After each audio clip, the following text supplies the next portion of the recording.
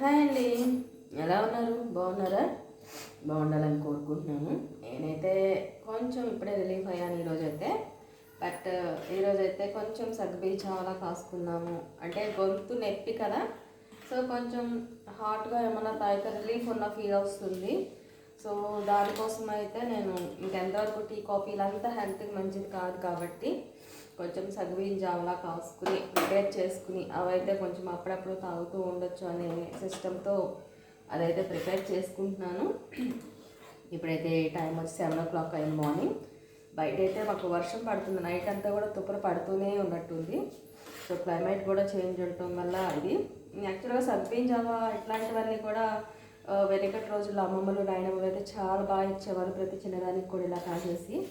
So ఇదిగోండి చూపిస్తున్నాను, మీకు కూడా చూడండి. పాలేం పొయ్యకుండా ఇంట్రెస్ట్ని బట్టి పోసుకుంటే పోసుకోవచ్చు. బట్ ఇలా బెల్లం వేసేసి కొంచెం ఇలా పలుచగా కాసుకుని ఇది తాగుతూ ఉంటే అప్పుడు కొంచెం ఫుల్ రిలీఫ్ అయితే వస్తుంది. సో నేనైతే మా అమ్మకు కూడా కొంచెం ఇష్టమే కాబట్టి ఆవిడకి నాకు ఇద్దరికని చెప్పి ప్రిపేర్ చేస్తున్నాను.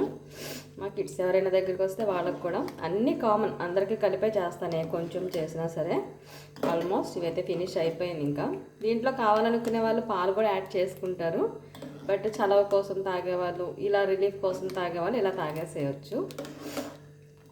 Please watch it. Thank you.